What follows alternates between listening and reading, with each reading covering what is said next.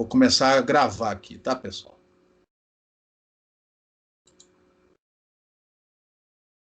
Então, bom dia a todos. Na aula de hoje, a gente começa aqui com o terceiro conjunto de transparências, que é um conjunto sobre ondas planas, que é um assunto que não é coberto de maneira profunda no livro do Harrington, mas como eu acho que é importante, vamos usar essas duas aulas para falar sobre ondas planas. Esses slides que vocês estão vendo aqui é do curso que eu dou na graduação, a parte de ondas planas. Então, vocês vão ver que tem slide à beça, né, com exercícios, etc. Não vai dar para ver tudo isso em duas aulas. Na graduação tem quase um mês, um pouco menos, para ver. Isso daqui não vai dar para cobrir tudo em duas aulas. Eu espero ver o mais importante, né, que são como chegar na solução dessas ondas planas a partir da equação de onda. Nós não vamos usar a construção de soluções para resolver ondas planas, porque a solução é tão simples, não precisa de usar a técnica de construção de soluções. Depois a gente vai falar de um caso particular, porém muito importante, que é a onda plana uniforme. Nem toda onda plana é uniforme, é um caso particular. E aí, através da onda plana uniforme, se tudo correr bem, eu espero passar para vocês definições de velocidade de fase, velocidade de grupo, comprimento de onda e polarização. E aí, se tudo correr bem na próxima aula, eu queria falar sobre a incidência de onda plana sobre interfaces planas, né? E se tiver tempo, eu falo um pouquinho, aliás, quase nada, sobre incidência, sobre metamateriais.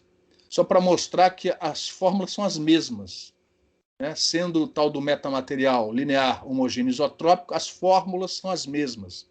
Você só precisa tomar alguns cuidados analíticos, e tudo aquilo que você aprende no curso, tendo esses cuidados, também serve para metamateriais. Se der tempo, eu ilustro isso para o caso da incidência de uma onda plana sobre uma interface plana sobre um metamaterial. Só para mostrar o seguinte, não tem novidade nenhuma, né? Se você usa o epsilon e o mi complexos, então não vai fazer diferença nenhuma dizer que eles são reais negativos. As fórmulas não mudam, elas são as mesmas. Então, vamos primeiro falar sobre a solução que a gente define e classifica como onda plana. Eu vou andar um pouco mais rápido, tá? Então, a gente... Oi? Para mim não está aparecendo compartilhamento, não. Você está compartilhando a tela? Ô, pessoal, perdão. Sabe por que não está aparecendo? Porque eu não compartilhei. Eu não vou começar de novo, porque uma vez no curso de antenas aconteceu a mesma coisa. Eu comecei a falar e não compartilhei a tela. Aí eu parei a gravação, fui gravar de novo e não gravou. Então, com medo disso, vocês me desculpem, mas primeiro, quando eu falei o blá blá blá, eu estava falando sobre esse slide aqui. Então vocês não perderam nada de importante, né? Então o blá blá blá continua o mesmo. Agora sim, foi quando eu fui avisado que eu não estava compartilhando a tela. Então a gente vai resolver o problema usando a equação de onda do campo elétrico e, por dualidade, a do campo magnético. Mas como para o campo magnético é a mesma equação, a gente só vai no final obter o campo magnético trocando símbolos. Então, neste problema, nós não vamos usar os potenciais vetores, não precisa, é muito simples, tá? Então, a gente vai resolver o problema direto nas equações de onda homogêneas do campo elétrico e do campo magnético, sempre começando com o campo elétrico.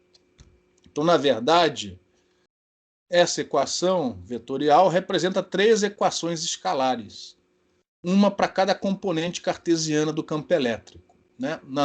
Na minha notação, essa x é a componente x do fasor campo elétrico, y é a componente y desse fasor e por aí vai. X, y e z também são fasores, cada um representando a sua componente vetorial. E, como sempre, minha notação é x unitário representa a direção unitária, módulo 1, na direção x, y chapéu na direção y, z chapéu na direção z. E lembra que no livro do Hamilton, y chapéu e z chapéu são usadas para outras coisas. Não tem nada a ver com direção lá, só para não confundir a notação aqui das notas de aula com a do livro texto.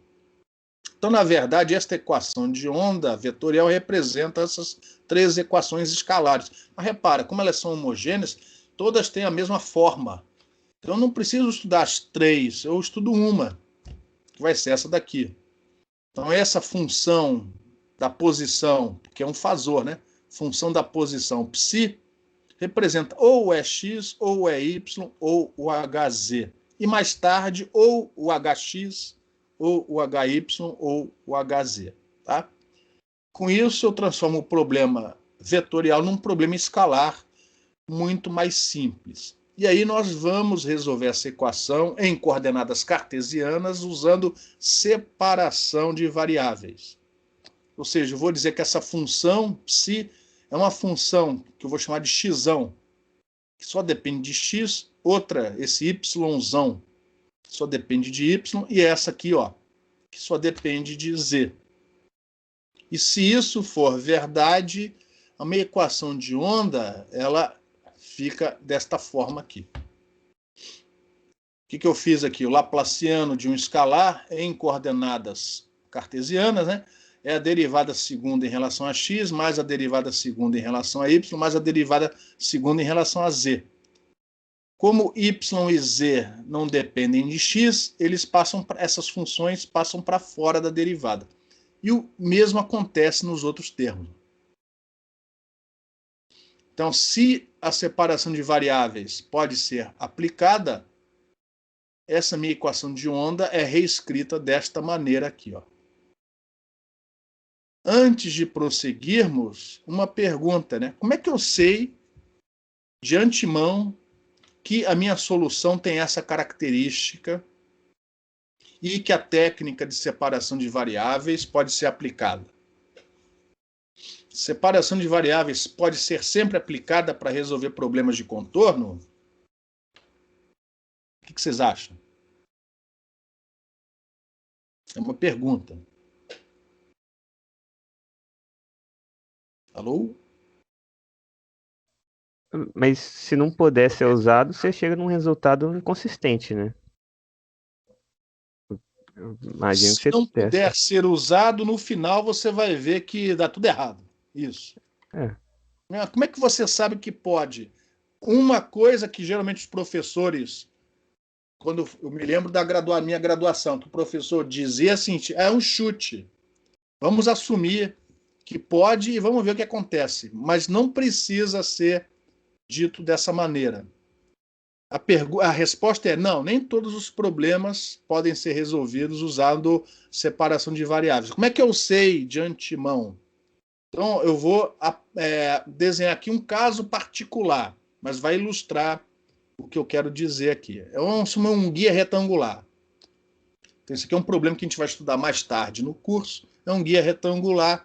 Repare que as paredes, as 4 condições de contorno, estão em planos aonde ou a coordenada x é constante, são esses dois aqui, ó, ou a coordenada y é constante. Então, repare, como eu tenho condições de contorno aonde a coordenada x é constante, enquanto que y e z podem variar sem grandes restrições, desde que você continue dentro do guia, né? Você não pode ficar para fora.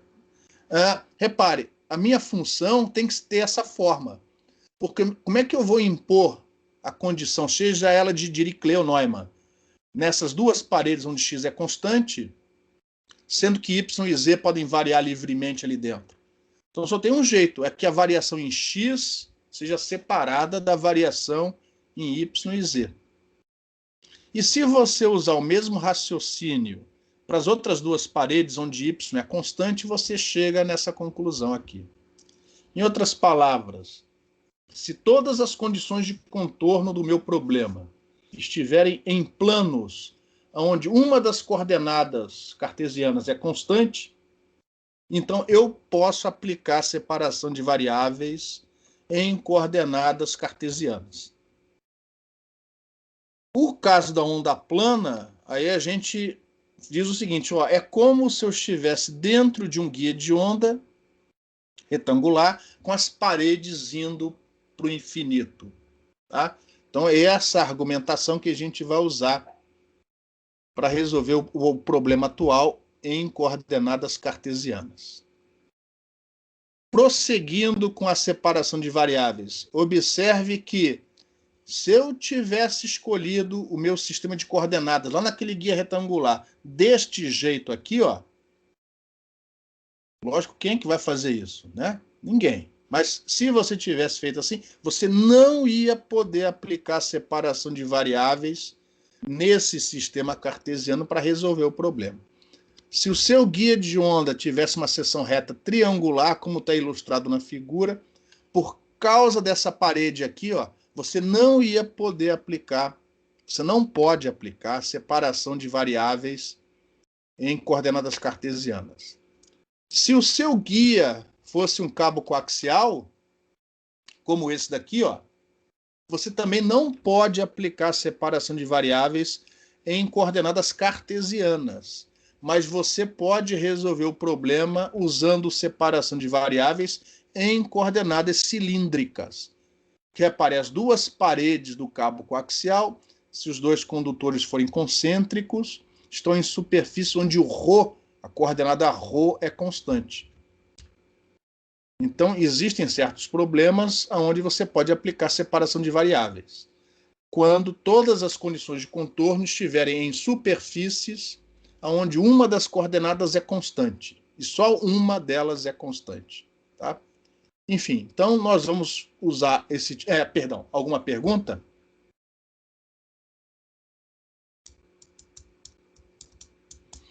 Então nós vamos usar essa argumentação para dizer, ó, a gente vai resolver a tal onda plana em coordenadas cartesianas usando separação de variáveis.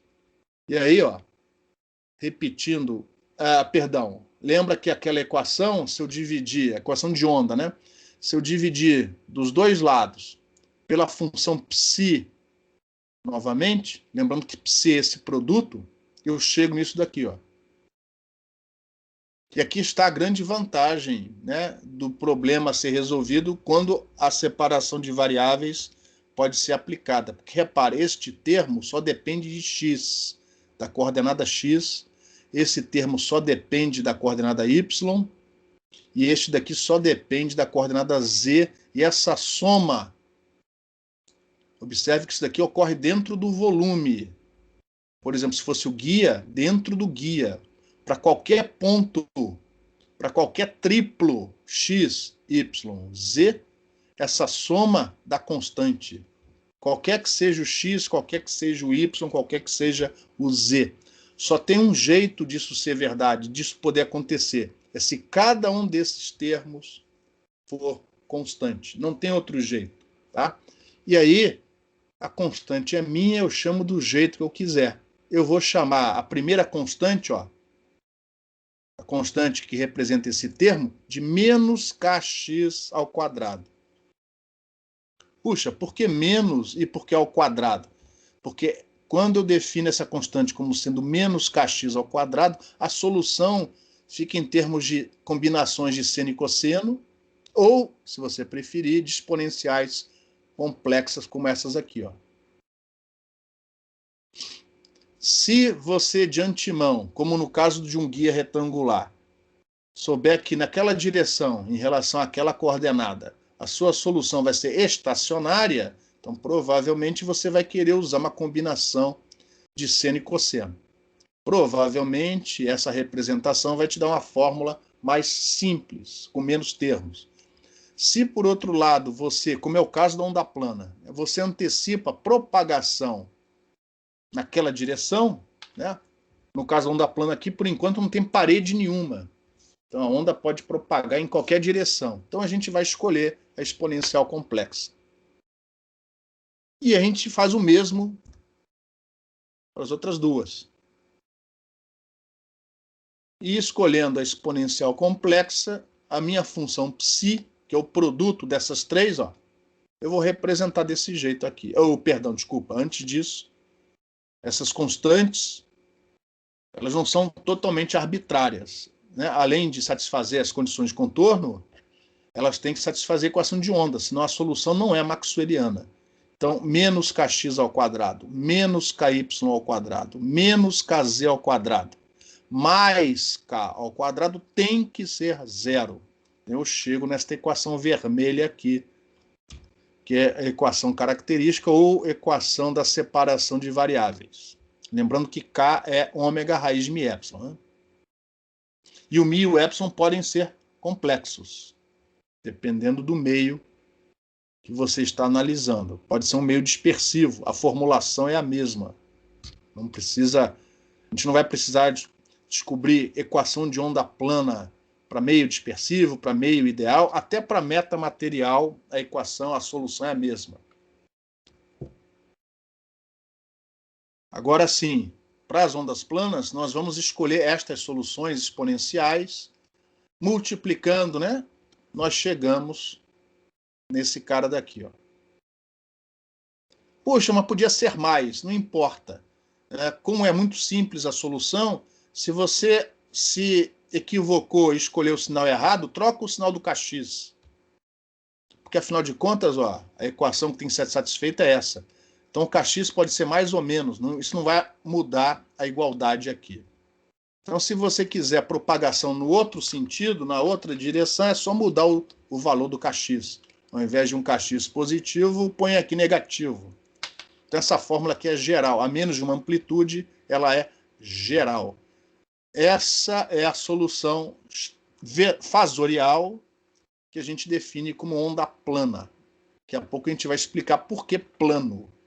Por que onda plana. Tá? Mas essa é a solução fasorial básica, né, da nossa onda plana. Até aqui alguma pergunta?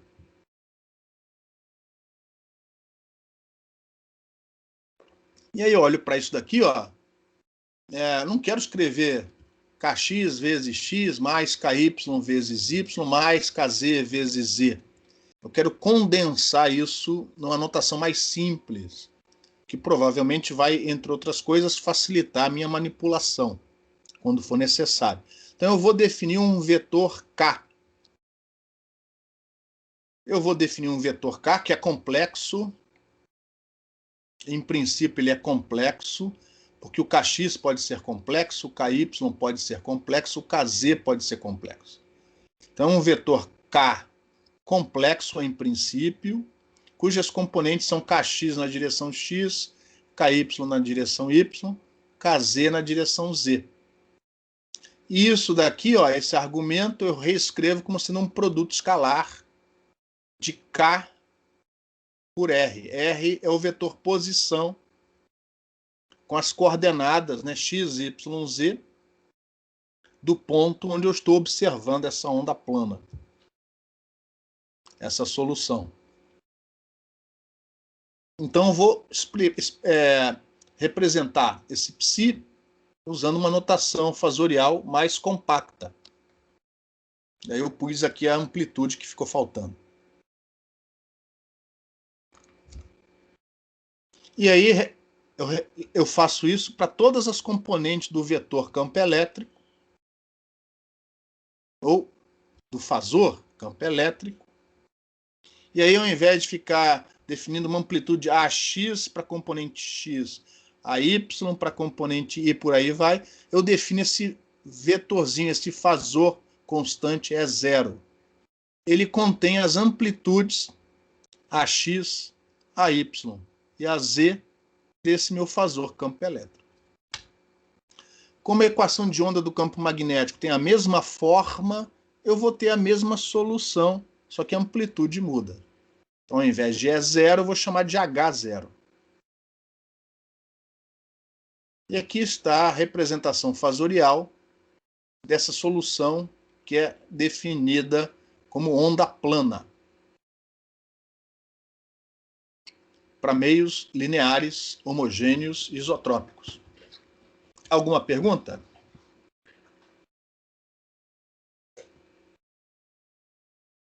Esse E0 e esse H0 e o próprio K não são arbitrários, né? Então a gente tem que achar a relação entre eles. E a melhor maneira de achar essas relações é substituindo essas soluções nas equações de Maxwell. Então vamos fazer isso e vamos ver o que acontece. Lembrando que as nossas equações de Maxwell estão sendo aqui avaliadas, né, levando em conta que o meio é sem fontes. Então o JF, o MF, o ρF, todos saem fora das nossas equações generalizadas. Então, meios lineares, homogêneos, isotrópicos e sem fontes.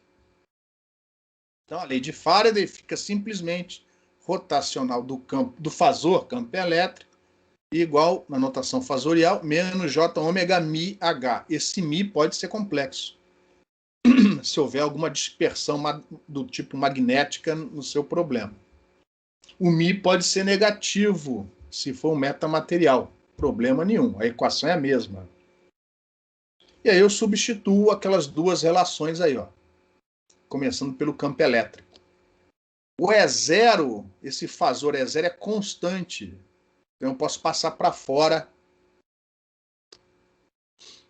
Passar para fora aqui, ó, da minha operação. E fica só o gradiente dessa exponencial. Aí, se você lembrar que aquele K escalar R é Kx vezes X mais Ky vezes Y mais Kz vezes Z, e tirar o gradiente daquilo em coordenadas cartesianas, você chega nessa expressão aqui. Isso aí é tranquilo, vou deixar para cada um de vocês verificar se quiser. Aí eu passo esse E0 para dentro, ou melhor, eu passo essa exponencial aqui, ó, que é um escalar, para fora. E o E0 vezes a exponencial é o meu fasor campo elétrico para essa solução que eu chamei de onda plana. E isso tem que ser igual a menos J ômega mi vezes H. Ó. Então, igualando esses dois termos aqui, ó, eu tenho uma lei de Faraday mais simples para essa solução chamada de onda plana. K, produto vetorial E, igual a ômega mi H.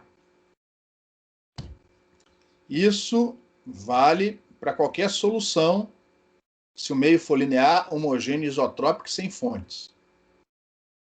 Isso daqui só para a onda plana, nesse mesmo meio. Isso aqui só vale para a onda plana. Em relação a essa última equação em vermelho aqui, alguma pergunta? Seguindo passos duais para a lei de Ampère, você vai chegar num resultado que é dual a esse daí. Eu vou andar mais rápido. O K continua K, o E vira H, o H vira menos E e o Mi vira epsilon. Está aqui, ó, a lei de Ampère para a nossa onda plana. Se você fizer para as leis de Gauss, você vai chegar K escalar E igual a zero e K escalar H igual a zero. Então, repare, quando você utiliza onda plana, se a solução for uma onda plana, não quando você utiliza, né? Se a solução é a onda plana, o que antes, né, na lei de, nas equações de Maxwell, aparece como operador nabla, para a onda plana, o nabla se transforma em menos JK. Não confundir com o presidente da República. Menos J vezes o vetor K. Vocês já viram algo mais ou menos parecido com isso antes? Uma derivada vira J vezes alguma coisa?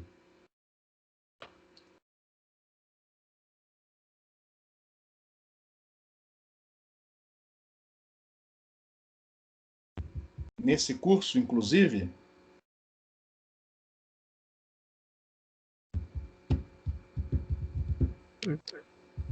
Oi? Quando você passou para o domínio da frequência, as derivadas no tempo viraram J ômega. Exatamente. Quando a gente assumiu que a variação temporal era harmônica e usamos fasores com variação E elevada a J ômega T para representar essa variação harmônica nas equações de Maxwell no domínio do tempo, né? O operador derivada parcial em relação ao tempo virou J ômega. É a mesma coisa, só que aqui, ao invés de ser uma transformação do tempo para frequência, é uma transformação do espaço x, y, z para aquilo que alguns chamam de espaço complexo, kx, ky, kz. O x, o y e o z estão para o kx, ky, kz, ou seja, as componentes do vetor k. Então é uma coisa como o tempo está para ômega. Ou seja, a onda plana é uma representação harmônica do campo, só que um harmônico espacial. Da mesma maneira que a gente pode, se o meio for linear, né, representar uma variação temporal como uma combinação de harmônicos, né, temporais, a gente pode fazer o mesmo com a variação espacial. Se o meio for linear, em princípio, qualquer campo pode ser representado como um somatório de ondas planas. Inclusive, isso é bastante utilizado na solução de alguns problemas. A gente vai ver isso muito superficialmente mais tarde, quando formos resolver problemas em coordenadas cartesianas.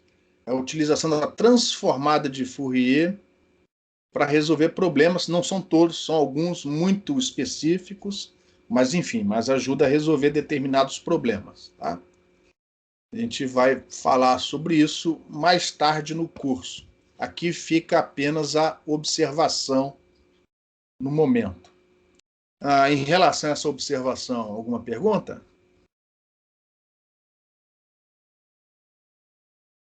Prosseguindo, né? Então, parece que esse vetor K é um vetor importante. Então, vamos vê-lo um pouquinho mais de perto.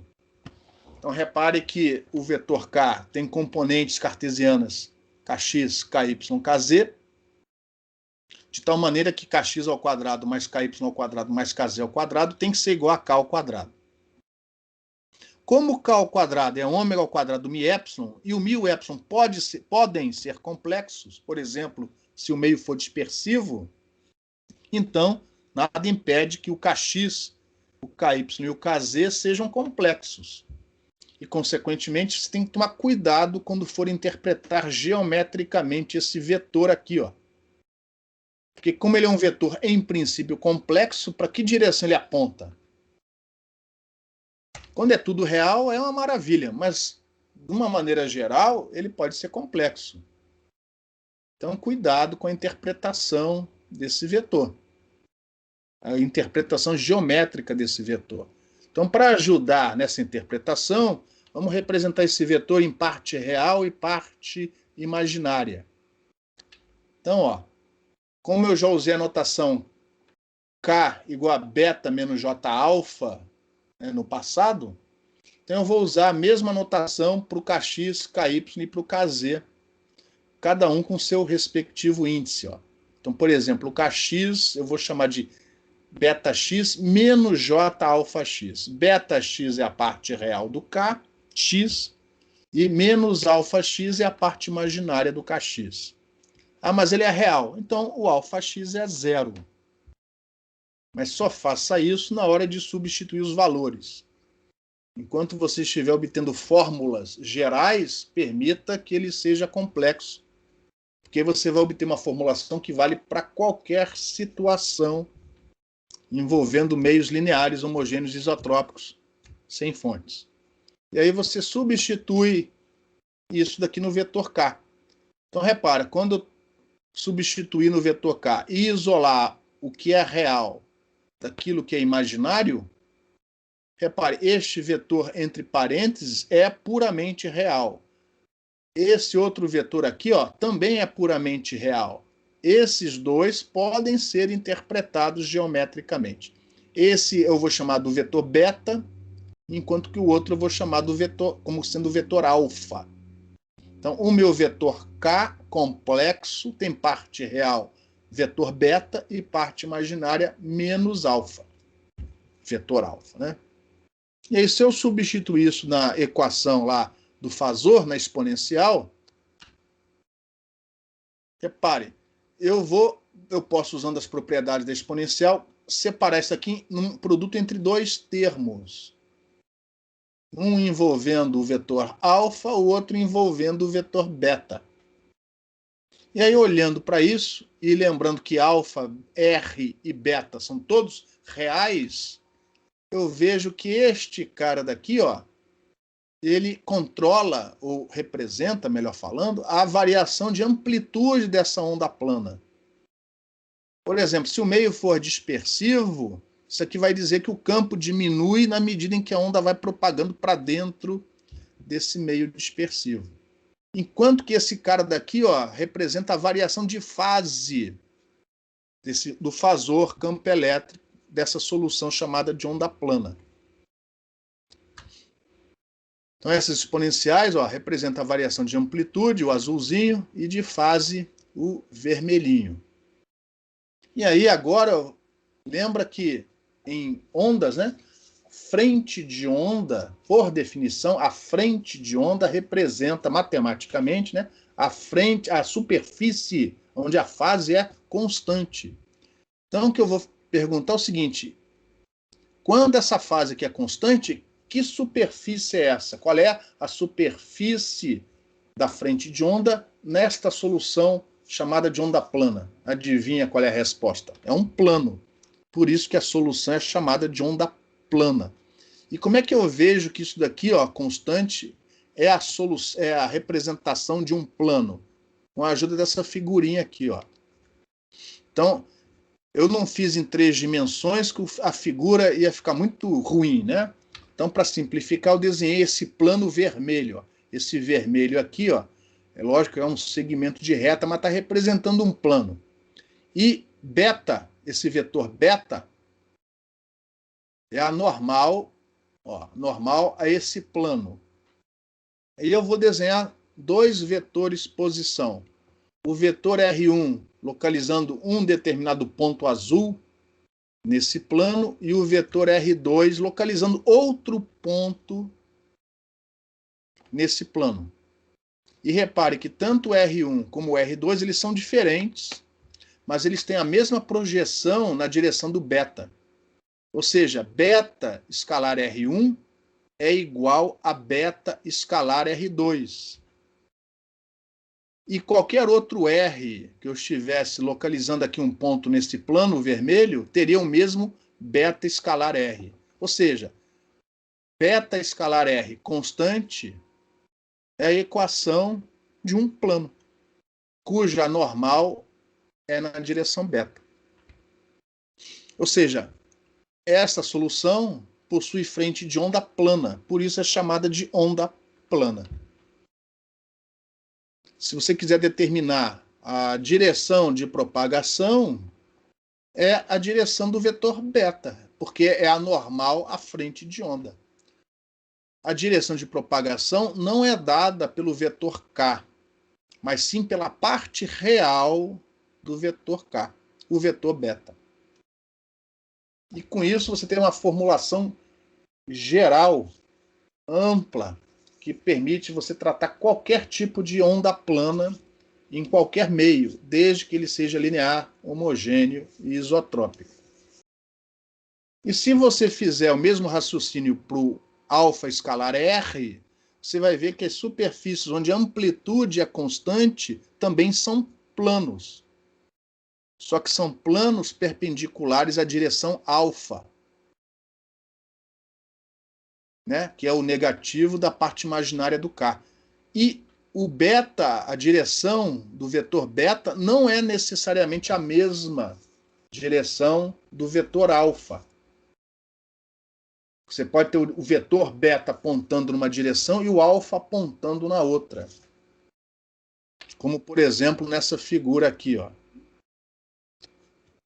Eu posso ter os planos, as frentes de onda, né, aqui em linhas sólidas, com direção de propagação numa direção, beta, enquanto que as superfícies planas, onde a amplitude é constante, elas podem estar com o normal noutra direção.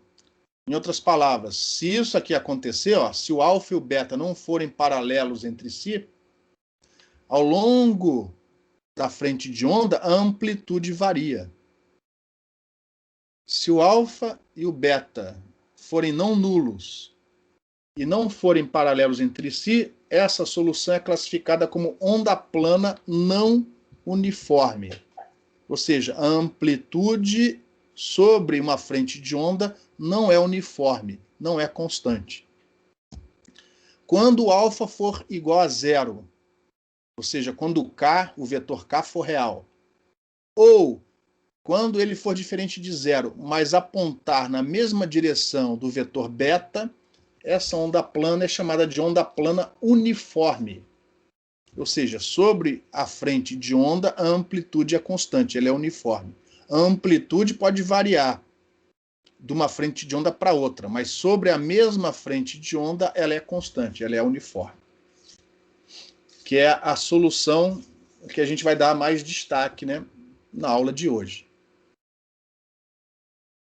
Em relação a esses planos de fase constante, planos de amplitude constante, onda plana uniforme, onda plana não uniforme, alguma pergunta?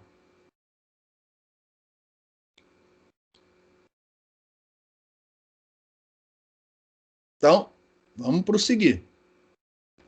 Então, por definição, a direção de propagação é a direção normal à frente de onda. E no caso da onda plana, independente dela ser uniforme ou não, essa direção de propagação é dada pela parte real do vetor K, ou seja, o vetor beta.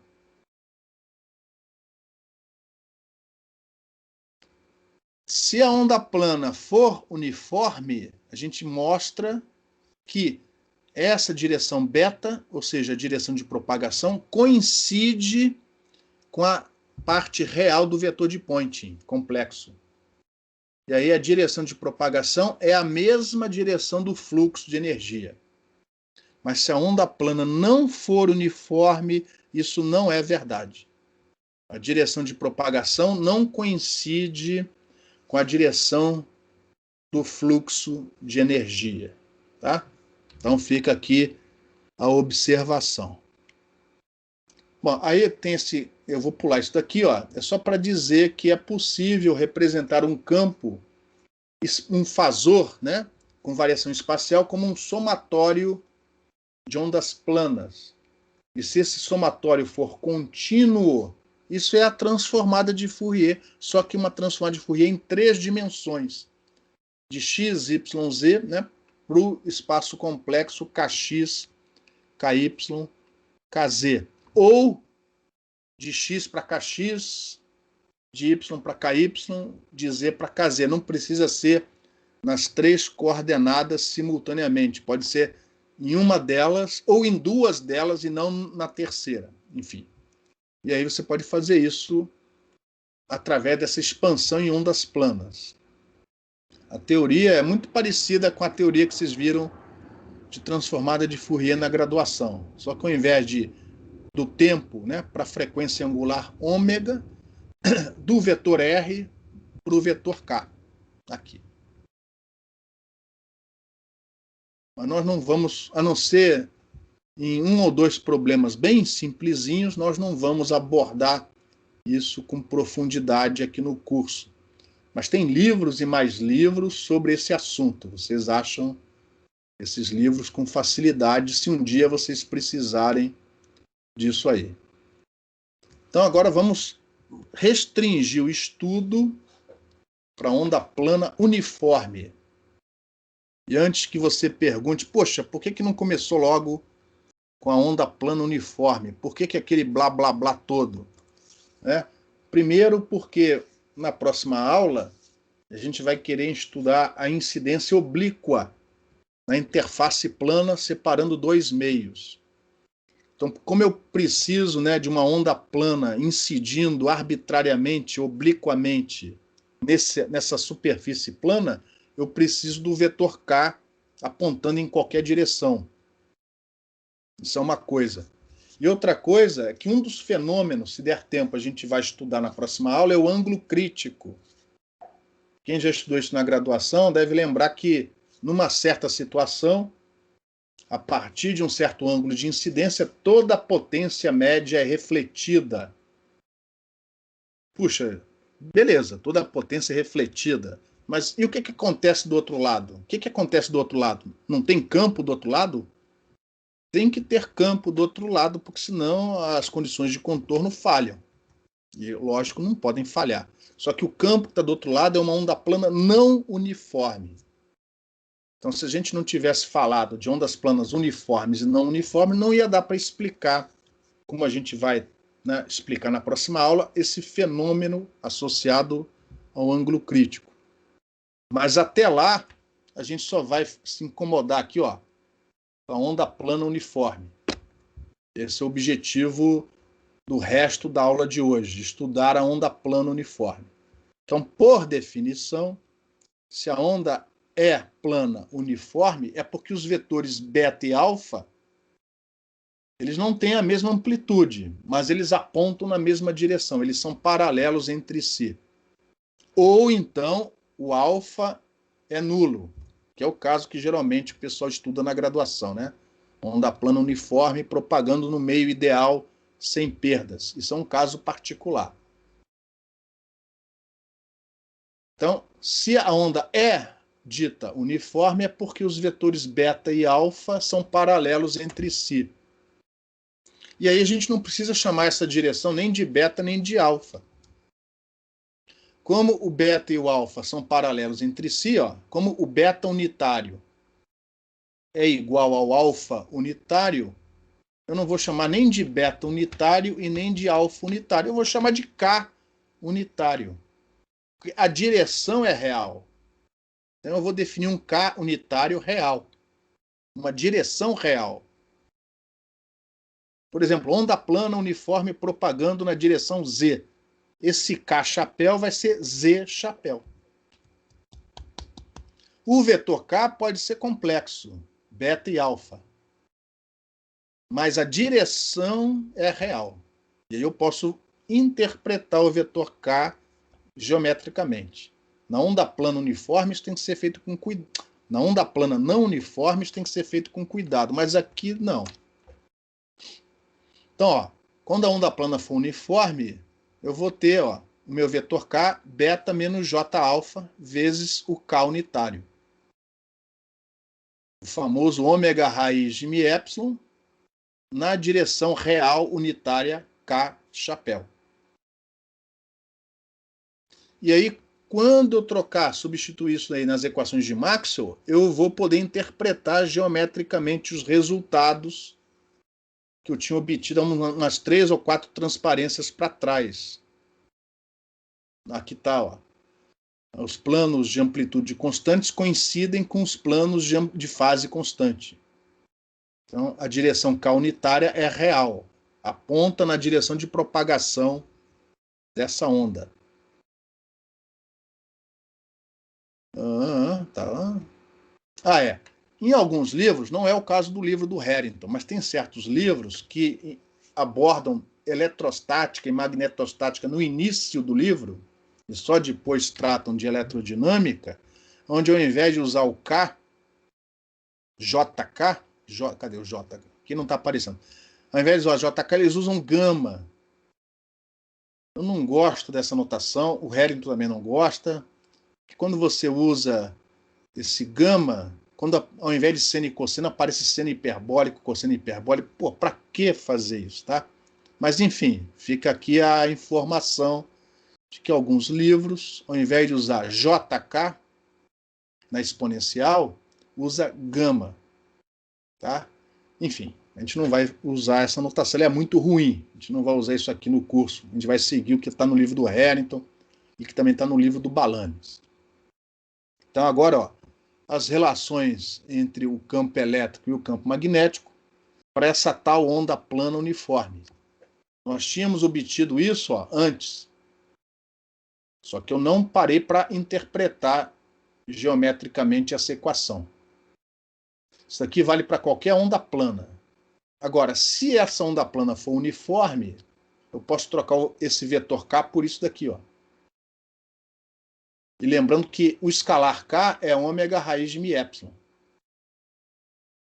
E que isso daqui é igual a ômega μh. Então, ó, repara, eu posso cortar o ômega com ômega, eu posso passar esse raiz de μ para o outro lado, e eu chego nessa relação. Isso só vale se a onda plana for uniforme. Isso daqui não vale para qualquer onda plana, só para onda plana uniforme. Onde eta, raiz de μ sobre raiz de epsilon, é a impedância intrínseca do meio. Se o meio for dispersivo, o epsilon é complexo, essa impedância intrínseca pode ser complexa também. Essa impedância complexa simplesmente quer dizer o seguinte, que o fasor campo elétrico e o fasor campo magnético não estão em fase. Um está defasado em relação ao outro. Como o vetor k unitário é real, agora eu posso interpretar essa equação geometricamente. O campo magnético é perpendicular ao vetor k e ao vetor campo elétrico. Se eu trabalhar em cima da lei de Ampère, seguindo passos semelhantes, eu vou chegar nessa relação. Ou seja, o campo elétrico é perpendicular à direção de propagação e perpendicular ao campo magnético. E juntando as duas informações, então eu chego à conclusão que na onda plana uniforme, o campo elétrico e o campo magnético são perpendiculares entre si e ambos são perpendiculares à direção de propagação. Ou seja, a onda plana uniforme é uma onda TEM, transversa eletromagnética. A onda plana não uniforme não é TEM. Só a onda plana uniforme é que é TEM. E aí eu tenho também as leis de Gauss, mas as informações contidas nas leis de Gauss já estão contidas aqui nessas duas. Ó. Ou seja, se eles são perpendiculares uns aos outros, é porque o K escalar E é igual a zero e o K escalar H é igual a zero. Isso já está embutido aqui dentro. Ó. E aí, agora sim, a figurinha aqui, ó. Sempre usando a mão direita, com o polegar apontando na direção de propagação, é vetorial H na direção de propagação. Isso aqui só vale para onda plana uniforme. Antes de prosseguirmos, alguma pergunta?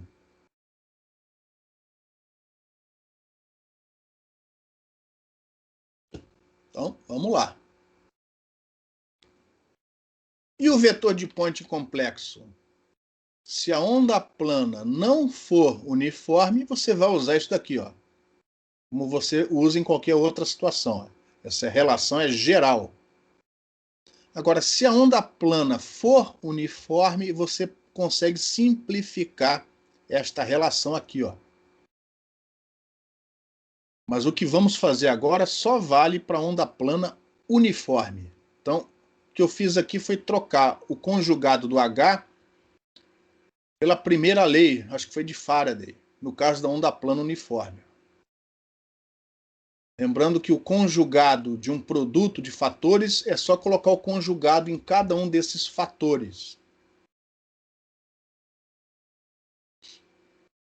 Ou seja, eu coloquei o conjugado no eta, que o eta pode ser complexo. Então não se esqueça de colocar o conjugado no eta. Eu só não coloquei o conjugado no K unitário, porque, por definição, esse K unitário da onda plana uniforme é real. E aí, operando esse produto triplo aqui, ó, você chega nessa relação. Já que K escalar E é igual a zero, porque a onda é TM, e, por definição, E escalar, o conjugado do E, é o módulo do fasor campo elétrico ao quadrado. Então, repare, o seu vetor de Point ele pode ser complexo, Porque se o meio for dispersivo, por exemplo, você vai ter parte reativa junto com a parte ativa. Mas as duas estão apontando na mesma direção. Inclusive a parte real. Então, repare, a direção da propagação do fluxo de energia é a direção K, normal à frente de onda. Então, no caso da onda plana uniforme, a direção de propagação e a direção do fluxo de energia coincidem. Isso não ocorre quando a onda plana não é uniforme. Além disso, eu poderia ter trocado não o H, mas sim o fasor campo elétrico nessa expressão, e com isso eu obtenho outra expressão para esse vetor de point, que obviamente dá o mesmo resultado dessa daí. Então, aqui, ao invés de trocar o H, eu troquei o E. E aí, fazendo o produto, eu chego nessa outra relação. Aqui o eta não apareceu conjugado, porque ele veio daqui. E, logicamente, que os dois dão o mesmo resultado. Então, eu posso igualar um ao outro. Eu tenho essa relação aqui. O módulo do fasor campo elétrico ao quadrado é dividido pelo módulo do fasor campo magnético ao quadrado é igual ao módulo do eta ao quadrado. Ou seja, essa relação vale inclusive para meios dispersivos quando o eta for complexo, desde que a sua onda seja plana uniforme. Essas relações aqui só valem para onda plana uniforme. E se não for? Se não for, você vai usar isso daqui. E vai fazer um pouco mais de contas para chegar no resultado. Em relação ao vetor de Poynting complexo para a onda plana uniforme, alguma pergunta?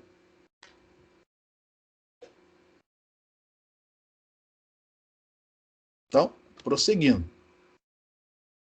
Vamos agora usar essa mesma onda plana uniforme para definir parâmetros que são importantes, não só para ondas planas, mas para qualquer outra onda, como, por exemplo, ondas esféricas, ondas dentro de guias de onda, e por aí vai. Começando pela definição do comprimento de onda. Vocês já viram isso antes, aqui vai ser uma revisão, então vamos fazer mais rápido. E aí, eu não preciso assumir, para esses estudos, eu não preciso assumir propagação em direção arbitrária. Isso só ia fazer com que as fórmulas ficassem muito mais cheias de termos, e isso só dificulta a interpretação dos resultados. Então, sem perder generalidade, eu vou assumir que a onda propaga na direção Z, que é o que os livros geralmente fazem, né? Aí você vai perguntar assim, puxa, mas então por que você botou esse vetor K? Porque mais tarde a gente vai precisar da incidência oblíqua. Onda incidente, onda refletida, onda transmitidas oblíquas em relação à normal, à interface entre as duas regiões. E aí não dá para colocar todas as três propagando na direção Z. Uma delas até dá para fazer, mas as três não dá.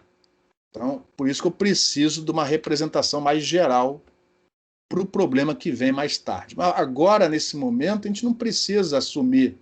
Você pega uma onda plana uniforme qualquer, propaganda, e diz assim, nessa direção é a direção Z e ponto final. Então está aqui essa figurinha, mostrando o campo elétrico vermelho, o azul é o magnético. Ela está mostrando ao longo de uma certa trajetória a variação espacial, né, do fasor campo elétrico e do campo magnético. E aí, nessa situação de propagação na direção Z, o que significa é o seguinte, o meu vetor K só tem componente na direção Z. As outras duas são nulas. Consequentemente, o KZ é o próprio K. K e KZ, nesse caso, são a mesma coisa.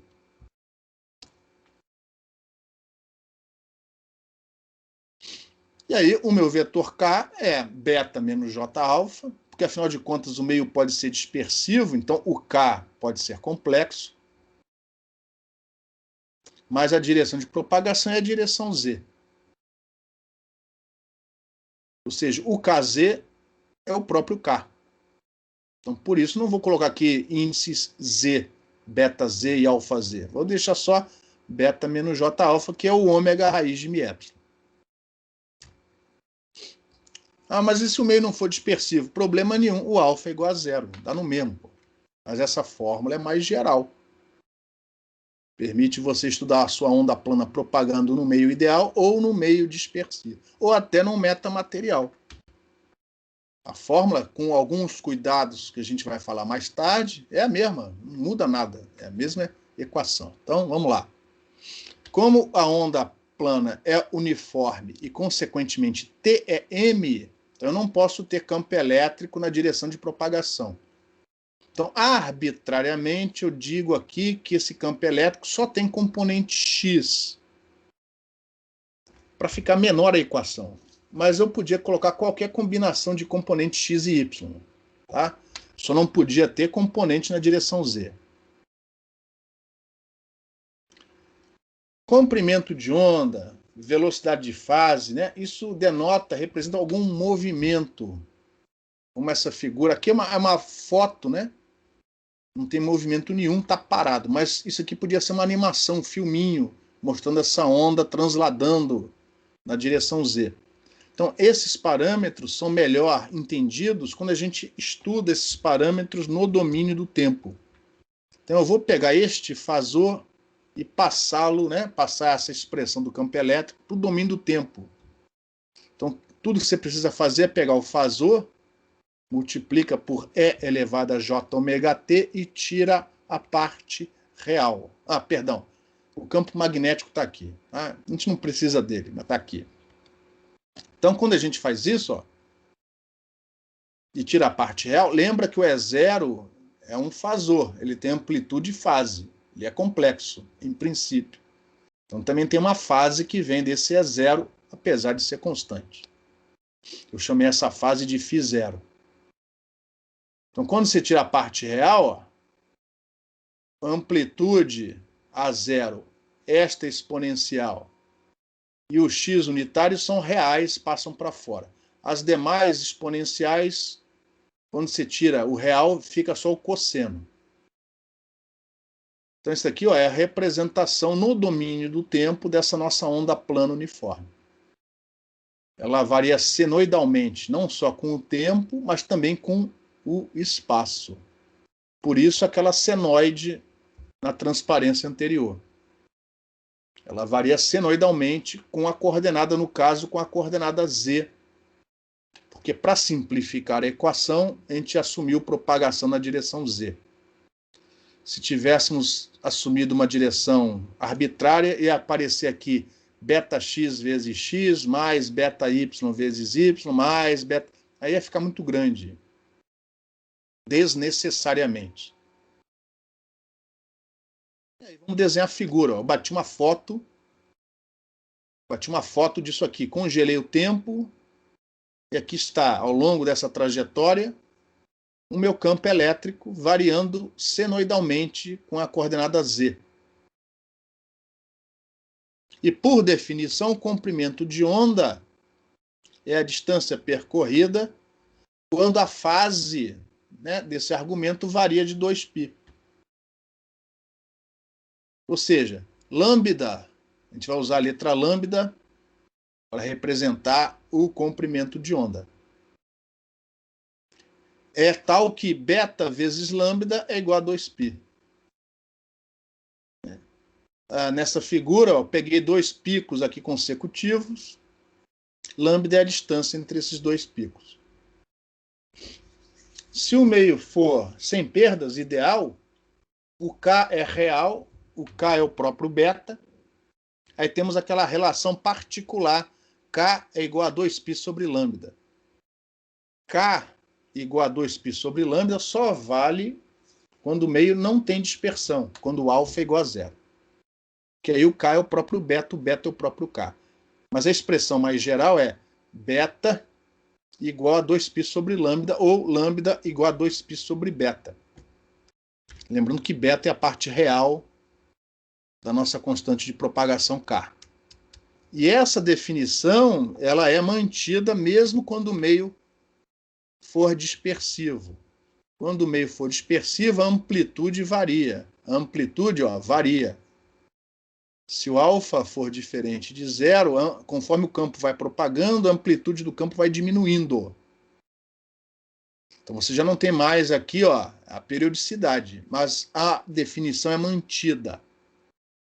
Ou seja, o comprimento de onda, mesmo o meio sendo dispersivo, é a distância percorrida que faz com que a variação dessa fase seja de 2π.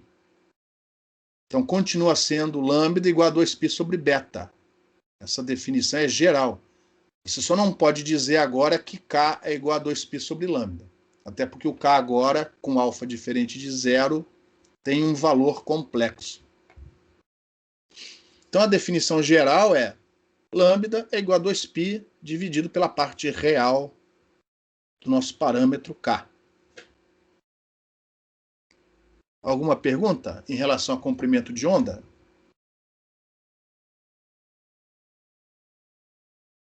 Não?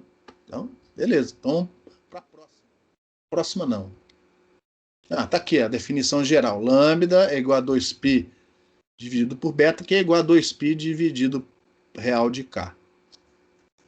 Ou seja, essa relação que lambda é igual a C dividido por F só vale para o vácuo ou para o meio não dispersivo, né? Velocidade de fase. Então, para ilustrar a velocidade de fase, vamos ter que ter movimento no nosso problema aqui. Como eu não tenho nenhum filminho, eu tirei duas fotos. Uma no instante t igual a t1. E aí, para destacar, eu peguei um ponto nessa frente de onda aqui, esse ponto aqui. Ele está no tempo igual a t1, ele está na posição z igual a z1. E aí eu tirei outra foto, ΔT depois. Então, aqui nessa outra foto, o tempo é t1 mais ΔT. E aquela frente de onda não está mais na posição z1. Está na posição z2, que é igual a z1 mais o ΔZ correspondente. E aí eu vou definir a velocidade de fase, ou seja, a velocidade de movimento dessa frente de onda, como sendo a razão ΔZ por ΔT. Então, definidas as velocidades, as posições e os tempos, né? Os instantes de tempo desta maneira, vamos para a equação da nossa onda plana uniforme. Observe que a equação não está aqui, ficou para trás. Não, perdão, está aqui, Só deixei esse cosseno, tá? O resto eu joguei fora. Lembra que a variação do nosso campo elétrico para onda plana uniforme propagando na direção Z é dada por isso daqui, O que esta situação tem em comum com esta outra daqui, ΔT depois? É uma pergunta.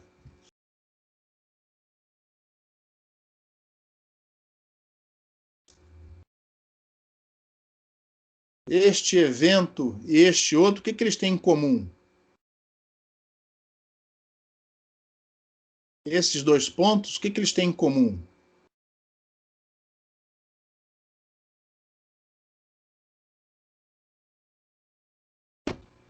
A mesma fase.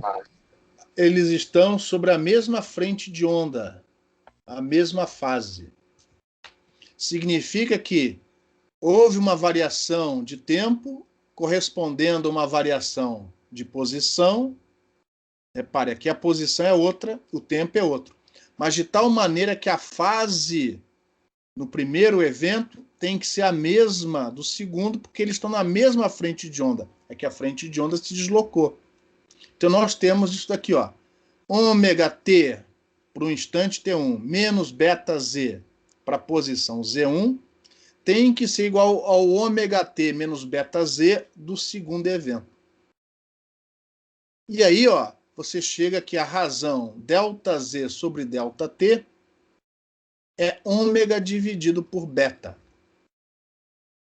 ômega é a frequência angular, 2π sobre lambda, o beta é a parte real do K. E aí você define isso como sendo a velocidade de fase. E aí a gente adota a nomenclatura inglesa, né? Fase em inglês começa com P, pH.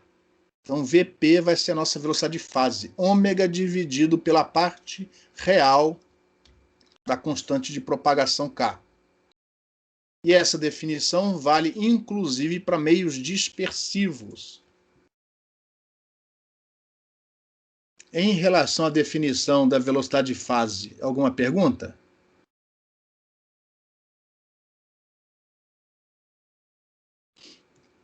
Caso particular, se o meio não for dispersivo, então o K e o beta é a mesma coisa. Ou seja, o beta é ômega raiz de μ epsilon.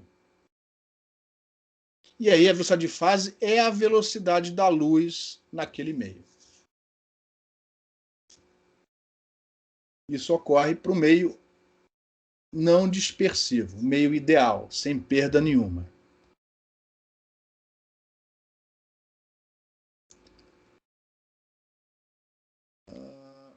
Aqui tinha uma animação, mas... Beleza. Agora, só que na prática, em sistemas de comunicação, geralmente a gente não transmite uma portadora pura, uma portadora sem modulação nenhuma. A gente transmite um sinal de comunicação que, né, é geralmente uma portadora modulada, na grande maioria dos casos. E aí, o seu sinal não tem uma única frequência. O seu sinal não tem frequência única, né? Ele ocupa um certo espectro, uma certa largura espectral. Se o meio não for dispersivo, todas essas componentes espectrais com frequências diferentes propagam com a mesma velocidade. E aí o sinal não é distorcido. Então, nessa situação ideal, essa velocidade de fase, aparentemente, ela é suficiente para resolver o problema. Não é bem verdade, mas a gente vai estudar o problema em guias mais tarde. Mas para essa onda plana, está no espaço livre aí, se não houver dispersão, eu fico muito feliz com essa definição aqui, ó, de velocidade de fase. Mas e se o meio for dispersivo? Se o meio for dispersivo, seja por perdas no dielétrico, por perdas de condução, seja qual for a perda, não apenas esse epsilon fica complexo, né? Isso é o de menos. O problema é que ele, além de ficar complexo, ele varia com a frequência. O epsilon varia com a frequência. Consequentemente, o beta vai variar com a frequência de uma maneira não linear. E aí, no final, esta velocidade aqui, ó, se você abrir as expressões, você vai ver que essa velocidade de fase varia, depende da frequência. E aí nós temos o problema que é o seguinte: se o nosso beta e, consequentemente, a velocidade de fase variam com a frequência, quando você tem um sinal composto por várias componentes, né, espectrais com frequências diferentes, qual é a velocidade de propagação dessa informação? Imagina o seguinte: eu tenho um balde cheio de bolinha de gude. Aliás, vocês sabem o que é bola de gude? Antigamente o pessoal sabia, hoje em dia eu não sei. Mas imagina um balde cheio de esferas. Aí você joga esse balde, essas esferas no chão. Se todas propagarem com a mesma velocidade, né, na mesma direção, você vê aquela forma se mantendo para sempre. Mas imagina que uma esfera ande mais rápido do que a outra. Com o tempo, né, esse formato vai se desfazendo. E aí a pergunta é: qual é o formato original? Qual é a informação? Formato original não. Qual é o formato? Qual é a informação? Com que velocidade essa informação se propaga? Não tem nada uma coisa a ver com a outra, mas ajuda a ilustrar. Então, significa que mais interessante do que usar a velocidade de fase é usar essa outra definição, a velocidade de grupo. E essa velocidade de grupo caracteriza melhor a propagação da informação. Mais tarde, mais lá para frente, nós vamos usar o exemplo do guia de onda para mostrar que, não havendo perdas, essa velocidade de grupo é a mesma velocidade de propagação da energia, coisa que nem sempre a velocidade de fase é. E aí você deve sempre utilizar a velocidade de grupo. Aqui a gente vai definir de uma maneira matematicamente simples, porém capenga, tá?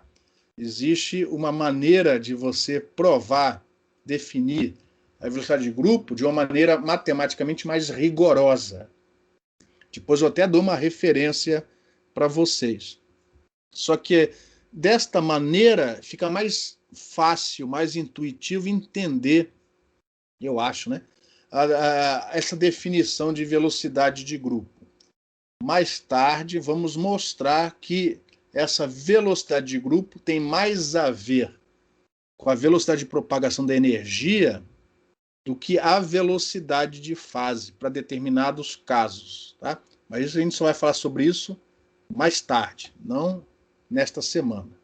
Então, prosseguindo, vamos fazer o seguinte, vamos propor aqui um sinal bem simplesinho. Perdão, antes de prosseguirmos, alguma pergunta? Vocês entenderam o que a gente vai fazer agora?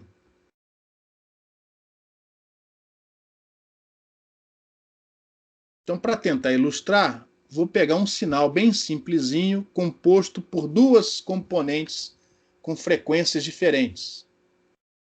Uma tem frequência ω1, a outra tem frequência ω2. E, consequentemente, uma tem constante de propagação β1, a outra tem constante de propagação β2. Vou assumir que elas estão em fase, né, e mesma amplitude, só para não complicar aqui a matemática. E aí eu vou reescrever isso daqui de outra maneira. Eu vou abrir, né, usando as propriedades trigonométricas, eu vou usar aquela propriedade cosseno de A menos B é cosseno de A vezes cosseno de B mais seno de A vezes seno de B. Antes disso, eu vou definir ω1 e ω2 em função de uma frequência central ω0. Depois vocês vão entender por quê. Então, ω1 é ω0 menos ΔΩ e ω2 é ω0 mais ΔΩ. Ou seja, ΔΩ para um lado, ΔΩ para o outro, e vou fazer algo parecido com beta.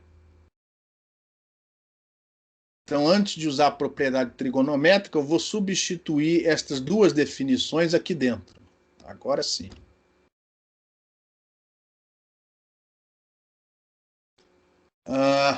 Vou juntar aquilo que tem índice 0, né? ω0, β0 de um lado, e o que tem delta, ΔΩ, Δβ do outro. Vou fazer o mesmo deste lado. Então, repare que este termo entre parênteses é o mesmo que este, enquanto que este outro termo entre parênteses é igual a este. A diferença de uma para outra é o sinal, aqui é menos e aqui é mais. Agora sim eu vou usar a tal identidade trigonométrica para reescrever isso desta maneira. Então aqui não teve aproximação nenhuma. Isto daqui é igual a isto. Só que a gente acabou de ver como representar, né, uma onda plana uniforme no domínio do tempo. Tem argumento ωt menos βz. Então, o que isso aqui parece? Só olhando essa senoide. Isso aqui você acha que representa o quê? Essa forma matemática fisicamente representa o quê? É uma pergunta.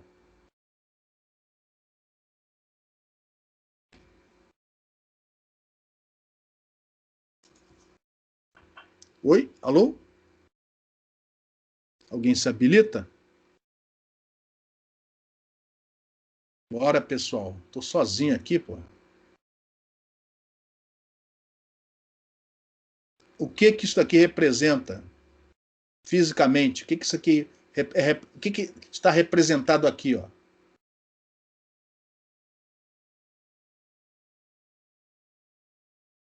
Foi todo mundo embora? Alô?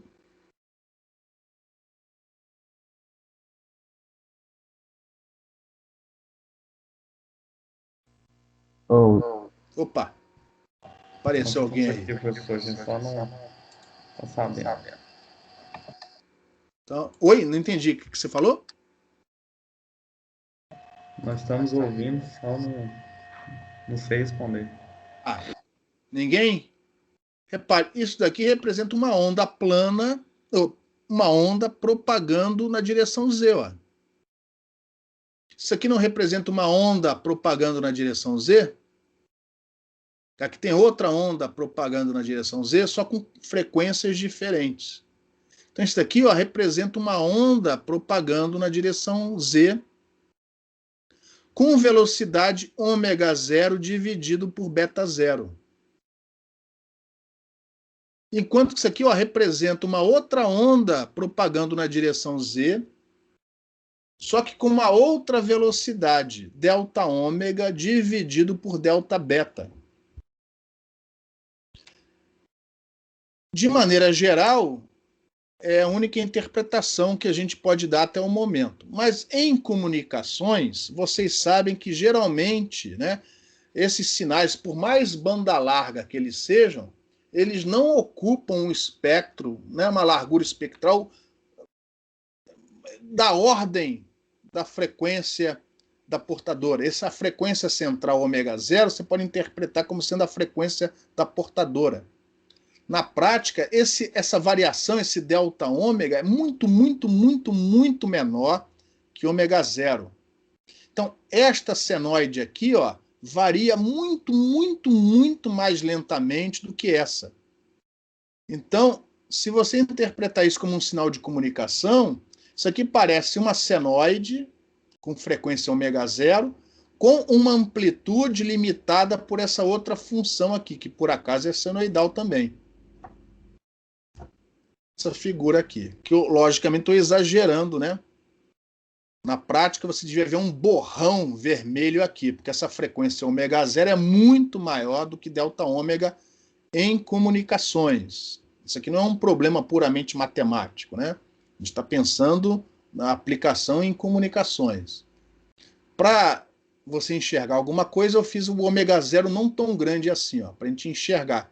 Ou seja, é uma onda, né, propagando na direção Z com a sua amplitude limitada, ou se você preferir, modulada por essa outra onda, por acaso, porque o exemplo é muito simples, senoidal, com uma velocidade diferente de V0, em princípio.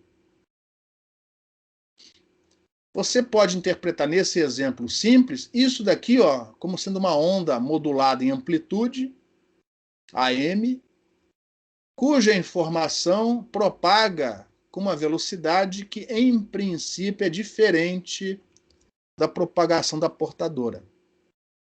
E aí a gente, nesse aspecto, nesse contexto, a gente define essa velocidade como sendo a velocidade de propagação da informação ou velocidade de grupo. Tá? Então, eu quis mostrar com esse exemplo simples. E aí vem o pulo do gato, né? O que eu vou falar agora não explica coisa nenhuma, né? Mas fazendo o limite do delta ômega e do delta beta tender para zero, fazendo o limite disso tendendo para zero, isso daqui vira uma derivada. E aí a definição geral de velocidade de grupo é essa daqui, ó. Geralmente calculada em comunicações, né? Geralmente calculada na frequência central, a frequência da portadora ou a frequência central do canal e por aí vai. Esta prova foi meio mandrake, foi meio na gambiarra, tá? Uma prova baseada nos princípios e nas características, propriedades da transformada de Fourier, feita com todo o rigor necessário, você vê em alguns livros de eletromagnetismo. Um livro que eu gosto muito, que o pessoal da física usa como livro básico, né, para estudar eletromagnetismo, é o livro do Jackson, que já a última edição, que é a melhor de todas para o engenheiro, é a terceira. Vocês acham também fácil na internet. Então, se você for lá na seção 7.8 desse livro, você vai ver uma prova mais rigorosa, baseado nas propriedades da transformada de Fourier, para chegar nessa definição aqui. Ó. Aqui nessas notas de aula, vamos ficar por isso mesmo. Tá? Essa é a definição de velocidade de grupo. É o inverso da derivada da parte real do K, do beta, em relação a ômega. Se o meio não for dispersivo, olha o que acontece, caso particular. Se o meio não for dispersivo, todas as bolinhas propagam com a mesma velocidade. Olha só, se o meio não for dispersivo, é que o beta é o próprio K, o K é o próprio beta, ômega raiz de mi epsilon. E não só isso, o mi e o epsilon não variam com a frequência, porque o meio não é dispersivo. Então, a derivada de beta em relação a ômega é simplesmente raiz de mi epsilon. E se você inverter, ó, ou seja, se o meio não for dispersivo, a velocidade de grupo é a própria velocidade de fase, no caso da onda plana uniforme, no caso de ondas TEM. Para outras soluções, isso não é verdade, mas a gente só vai falar sobre isso mais tarde. Então, se não houver dispersão, tanto faz. A dica que eu dou para você é assim, sempre use velocidade de grupo. Sempre utilize, independente de ser onda TM ou onda guiada, sempre utilize a definição de velocidade de grupo, porque assim você nunca vai errar. Em relação à velocidade de grupo, alguma pergunta?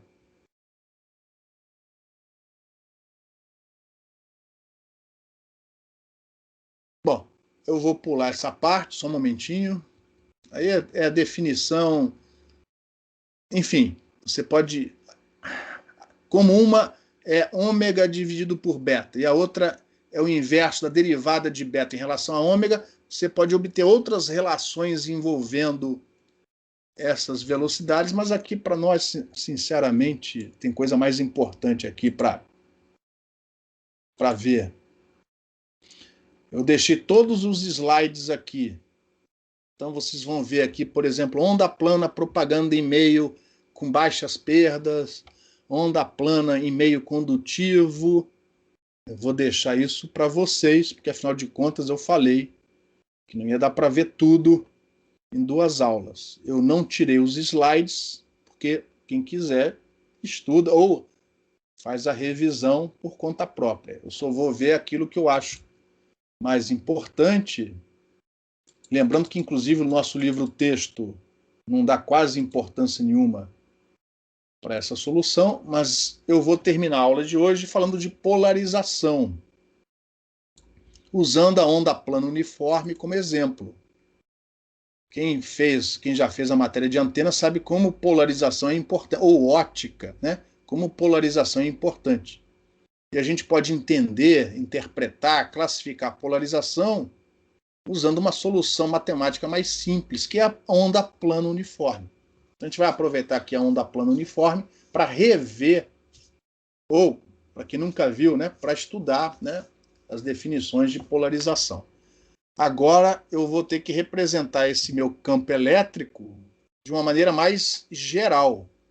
Então vai continuar sendo uma onda plana uniforme, propagando na direção Z, sem perda de generalidade, mas agora o campo elétrico vai ter componente X e Y. Que se eu fizer só X, vai ser a polarização linear. Aí não tem graça nenhuma. Eu tenho que ter as duas. E lembra que é tudo fasor. Então são números complexos aqui que eu estou representando pelas suas amplitudes e fases. Então AX, φx são a amplitude e fase da componente X, idem para a componente Y. E repare, o meio pode ser dispersivo. A definição de polarização vale mesmo quando o meio for dispersivo, propagando na direção Z, para facilitar aqui a matemática. Como a onda é TM, eu não preciso me importar com o campo magnético, porque ele vai acompanhar sempre o campo elétrico, de maneira que o E vetorial H dá sempre na direção de propagação, tá? Mas está aqui a expressão do campo magnético e a gente não se preocupa com ela para estudar polarização. Como tem polarização, por exemplo, circular, onde há um movimento, mais uma vez a gente volta para o domínio do tempo, para poder enxergar, principalmente quando houver o movimento da polarização, da orientação do campo elétrico. Então, mais uma vez, eu pego o fasor, multiplica por J ômega T, E elevado a J ômega T, e tira a parte real e fica isso daqui, ó. É a mesma coisa que antes, igualzinho, só que agora eu tenho componente X e componente Y. Podendo ter ou não dispersão nesse meio. E aí eu vou estudar dois casos particulares. O terceiro, que é a polarização elíptica, é quando não for nenhum nem o outro. Então eu vou destacar aqui a polarização linear e polarização circular. O resto é polarização elíptica. Então, por definição... então, antes tem as animaçõezinhas, né? Eu peguei na internet, nem sei se essa página ainda existe, ó, essas figuras mostrando a onda propagando. Nesse primeiro exemplo, polarização linear. Então, observe que o campo ele translada. Uma vez gerado pela fonte, o campo vai embora. Ele translada. O que pode acontecer é, havendo dispersão, se a onda for plana, né? Havendo dispersão, a amplitude ir diminuindo. Mas uma vez lançado, ele translada. Então, quem está aqui de fora olhando, vê essa senoide transladando para cima. Mas para quem está parado aqui, para quem está recebendo esse campo, parece que o vetor campo elétrico está oscilando na frente dele, para um lado e para o outro. Para um lado e para o outro. Para quem está parado aqui em cima, vê um negócio parecido com isso. E se você girar essa figura, você pode ter uma polarização linear ortogonal a essa.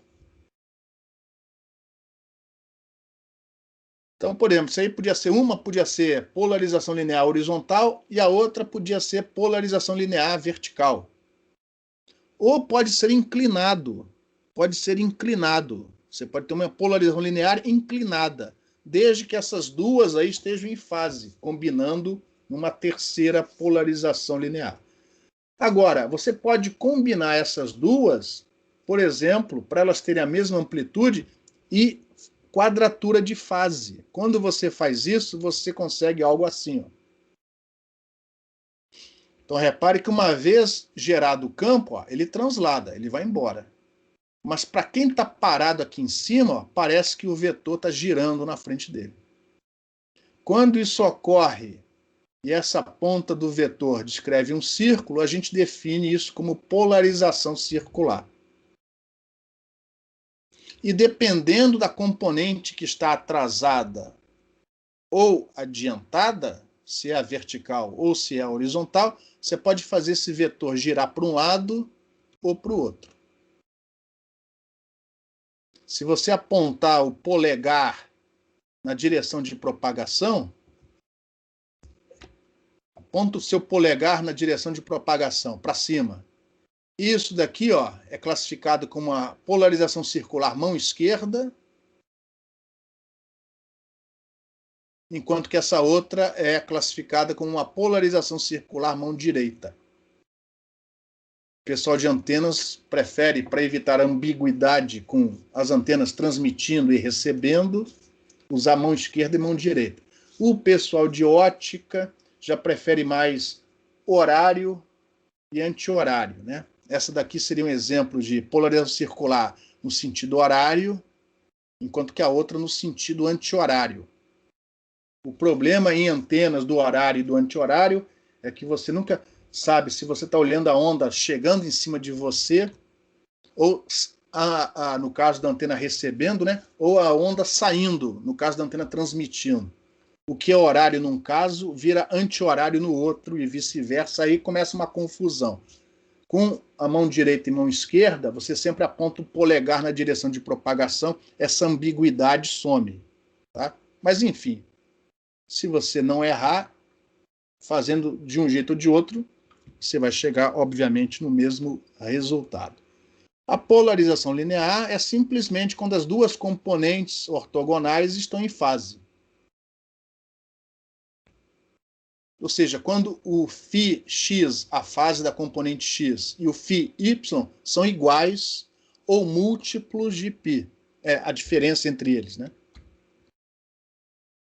Ou se só tem uma das componentes, é óbvio, né?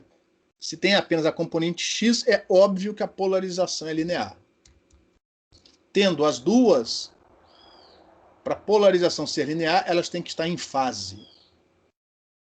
Então, repare, você não precisa voltar para o domínio do tempo para saber se aquele fasor possui polarização linear ou não. É só olhar para as componentes fasoriais e perguntar, elas estão em fase? Se elas estiverem em fase, é linear, acabou.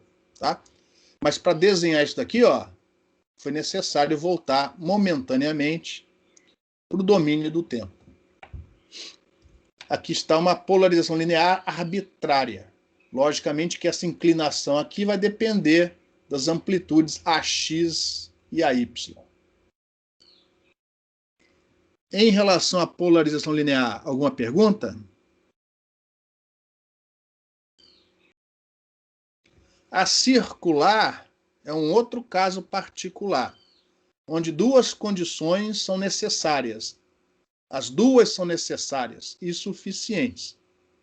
Enfim, aqui, o que é isso aqui? Ah, não, tá. Quando for igual, ó, repare, ele oscila, mas a orientação do vetor não muda, porque a x e a y são constantes. Ó. Então, para classificar que a polarização é linear, está sempre no mesmo plano, né? Bom, agora sim. Polarização circular, está lá a figura mais uma vez. Enfim, quando é que ela ocorre, né? Duas condições são necessárias e suficientes.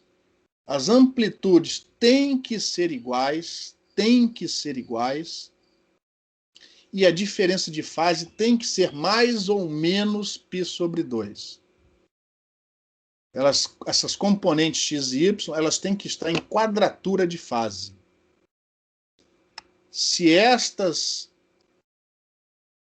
duas condições não se verificarem, e se as fases não forem iguais, porque se a fase for igual, independente do resto, é linear. Agora, se as amplitudes não forem iguais ou a diferença de fase não for de π/2 ou igual, o resto é elíptico. Polarização elíptica tem a mesma figura anterior, só que o vetor não descreve um círculo, descreve uma elipse. Certo? Mas é o mesmo raciocínio, é o mesmo mecanismo. Então, repare, se as duas condições forem verdadeiras, ó, eu chamei a amplitude de A, passei para fora em evidência. E repare, eu troquei aqui ó, a fase φy por essa expressão aqui. Ó, φy é φx mais ou menos π/2. E aí, utilizando as propriedades trigonométricas, eu troquei aquele mais ou menos π/2 por menos mais seno. Ao invés de cosseno, ó, virou menos mais seno. O menos é para a fase positiva, diferença de fase positiva, e o mais é para a diferença de fase negativa. E aqui fica claro que as duas componentes estão em quadratura de fase, porque uma varia com cosseno, a outra com seno. E aí, ó, pegando uma certa posição para anular esses dois termos aqui, ó, um menos o outro cancela, só para simplificar. Ou seja, eu estou observando essa onda numa posição onde o campo é cosseno de ômega-t na direção x, menos ou mais seno de ômega-t na direção y. Eu vou agora fazer o papel aqui do observador e mostrando o que acontece com o vetor campo elétrico. Então, eu estou parado, observando essa frente de onda passando por mim. Então, repare, quando aqui estão os eixos, né? Direção Z saindo para fora do slide. Então, a onda está vindo na minha direção. Numa, eu vou fazer a diferença de fase mais π sobre 2. Aqui é menos. Enquanto que na outra eu vou fazer a diferença de fase menos π sobre 2. Aqui é o sinal de mais. Então, quando eu estiver no tempo t igual a zero, repare, só tem componente do campo elétrico na direção x nos dois casos. Mas se eu for aumentando o tempo aos poucos, esse cosseno vai diminuindo e esse seno vai aumentando. Só que este cara com sinal de menos, esse aumento significa uma diminuição. Então esse cara vai vindo para cá, ó. Nessa situação ele vai vindo para cá, enquanto que o outro vai subindo. De tal maneira que, quando o ômega-t for igual a π sobre 2, neste caso daqui, ó, o vetor vai estar apontando para baixo, enquanto que neste vai estar apontando para cima. Por causa dessa diferença de sinal aqui, ó. E aí, ó, eu vou continuando, ó, na minha simulação. Repare, este cara daqui, ó, vai girar no sentido horário. Ou, se você preferir, circular mão esquerda. O polegar vai estar apontando para fora da tela do computador. Enquanto que o outro é polarização circular mão direita. LH em inglês é left hand, por isso que a mão esquerda, LH. E esse aqui é right hand, mão direita. Com isso você tem as definições. Uma vez entendido o fenômeno, você não precisa voltar para o domínio do tempo. Basta você olhar, né, a representação fasorial. Perdão. Desculpa. Olha os fasores, vê se eles têm a mesma amplitude e se a diferença de fase é mais ou menos π sobre 2. Se for mais π sobre 2, mão esquerda, sentido horário. Se for menos π sobre 2, mão direita, sentido anti-horário. Eles têm essa figurinha aqui, ó. Nesse caso, eu desenhei mão esquerda, sentido horário. Qualquer outra possibilidade é a polarização elíptica. E a gente não vai mostrar fórmulas para isso. Vocês encontram fórmulas, né? Inclinação do eixo, razão entre eixos, por exemplo, no livro do Balanis, ou de eletromagnetismo ou de antenas. Aqui nas notas de aula, nem no Harrington, você vai encontrar equações para classificação, né, dessa elipse. Em relação à polarização circular, alguma pergunta?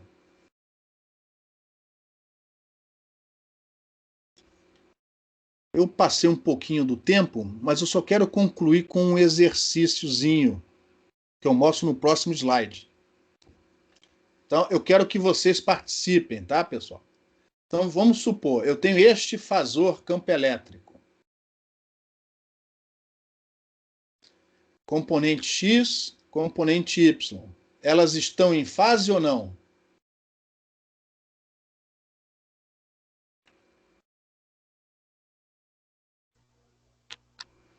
Sim.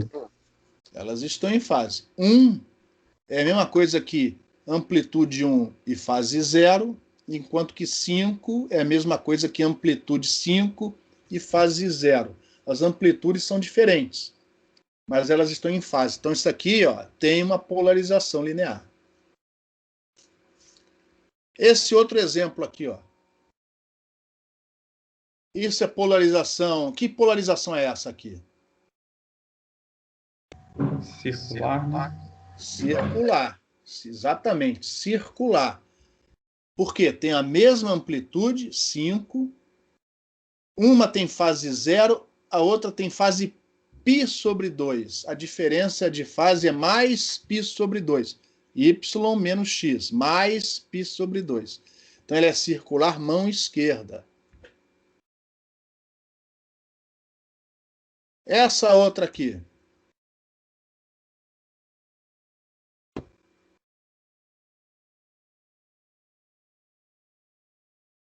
Ela é linear ou circular?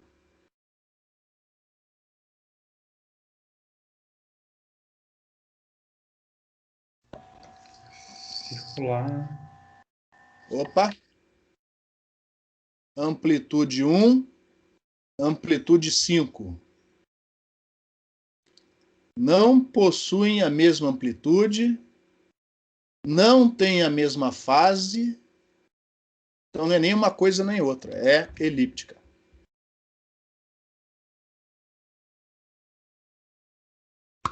Beleza? Então reparem, você não precisa voltar para o domínio do tempo para classificar a polarização, uma vez conhecido o fasor. Entendidas as características, só de observar a expressão fasorial, você tem condições de classificar a polarização daquela onda TEM. E com isso eu vou aqui, ó, encerrar, se não houver mais perguntas, né? Encerrar a aula de hoje. Vou parar aqui a gravação.